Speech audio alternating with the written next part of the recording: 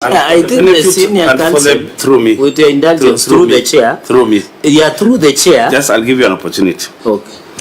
That's why I went through the pains of going through the letter to Eacc, and the last paragraph read, the agenda of the meeting will be to deliberate on the status of implementation of the committee's recommendations as contained in the report adopted by the Senate on 27th March 2025, and to consider the report on cases forwarded by your office concerning county executives and county assemblies to the office of the Director of Public Prosecutions, but subsequently withdrawn for the period 2013 to date. I don't know where we are differing.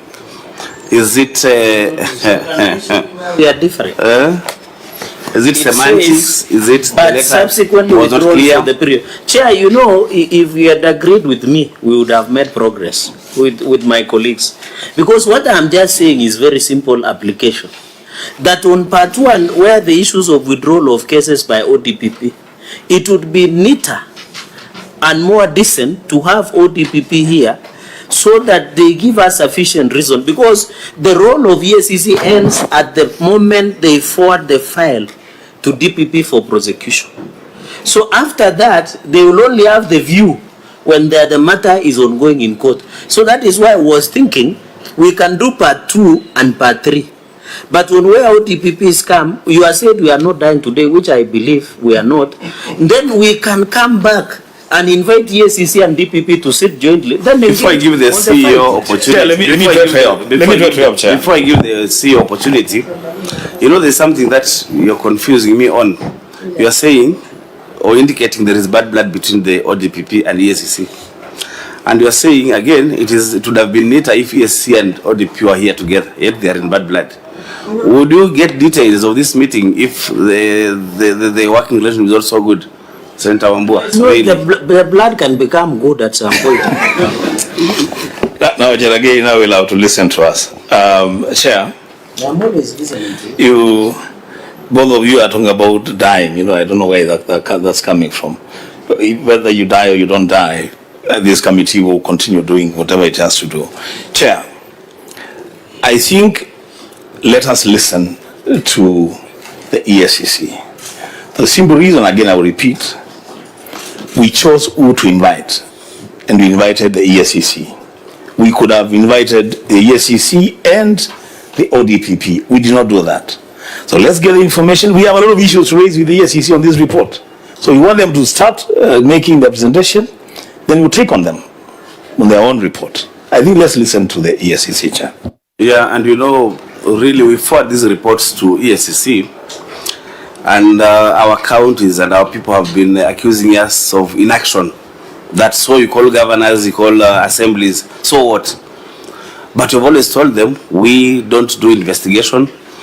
We look at the reports, or we do our reports and forward them to Eacc. Now we have invited Eacc to come and tell us what they have done. Let's give them opportunity, members, for them to present their case or the responses. I think Senator will have to allow us to move on. So CEO, go through the report. Okay, thank you. Maybe as Senator Dula had suggested, you don't need to go through every case.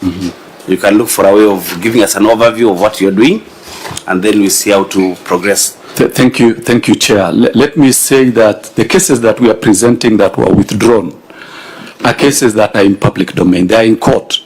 Cases that we are talking about here are not cases that are secret. These are cases that the DPP gave consent to prosecute. He charged people in court and later went to withdraw. So there is no secrecy about that. And I want to assure the Honorable for Nandi County that there is no bad blood between ODPP and Eacc, because we serve the same public. I don't know where he got that information from, but I want to leave it at that and say that there is no bad blood. We have a very good working relationship, and there is no time and nowhere did we share this report in public. This report we are sharing with this Senate for the first time.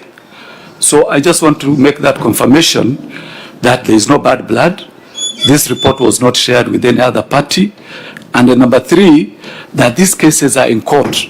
Anyone can move to court, pick these cases, and read and understand why they were withdrawn.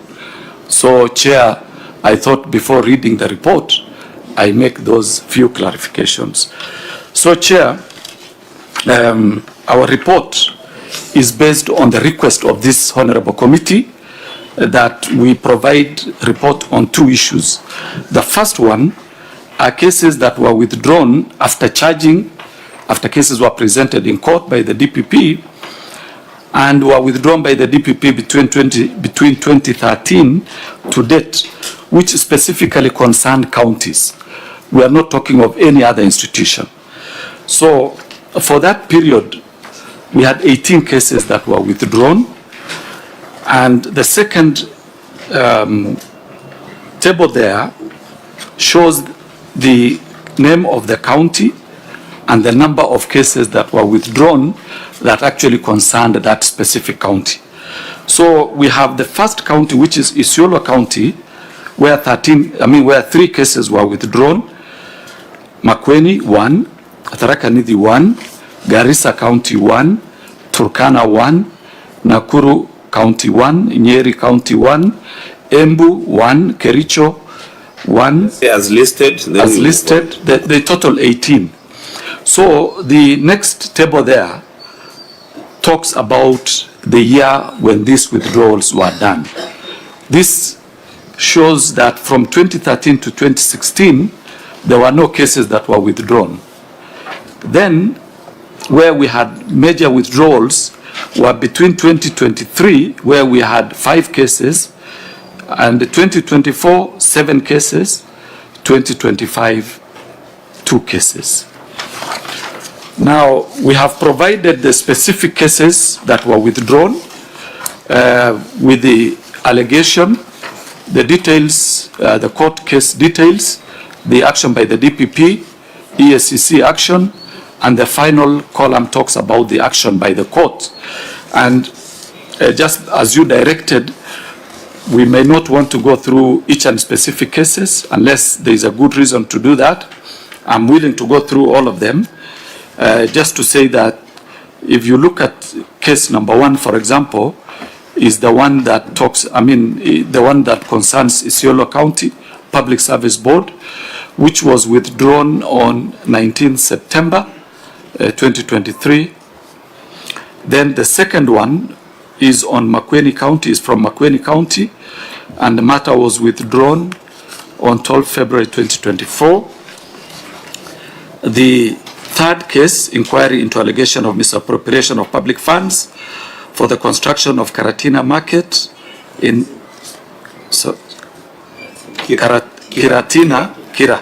Kiratina Market in. So maybe let's just sample like number 2. Senator Charangea said you have the list, so we sample. Now I'm sampling this one. Then CEO would continue presenting. Then you can sample another one. We want really to see what might have happened. Okay. So let me go through case number 2, Chair, with your concurrence.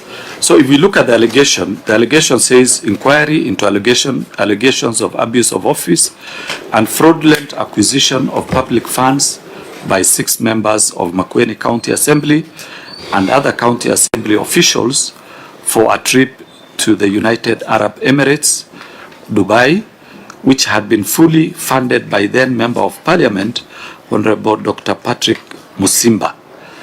So this case, these people were, the trip was sponsored and they claimed allowances. So when the file was presented to the DPP concurred with our recommendation. They were charged.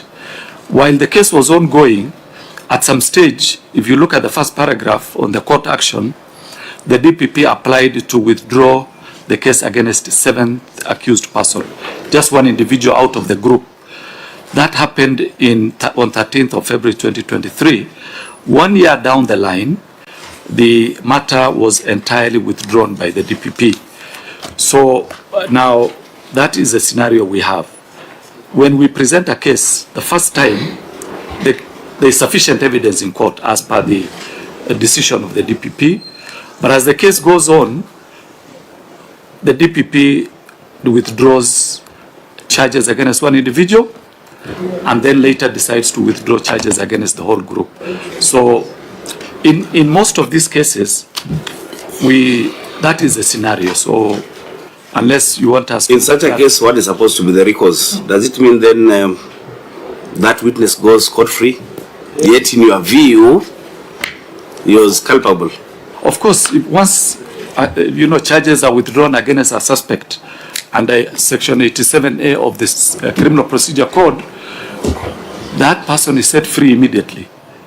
He is set free. Once a case is withdrawn, he is set free. And the DPP has, under the Constitution, Article 157, to charge, not to charge, to withdraw with the concurrence of the court, or not to withdraw and proceed on to the conclusion of the case. Okay. Yeah. Yes, Senator Ombo. Chair, let me understand that case.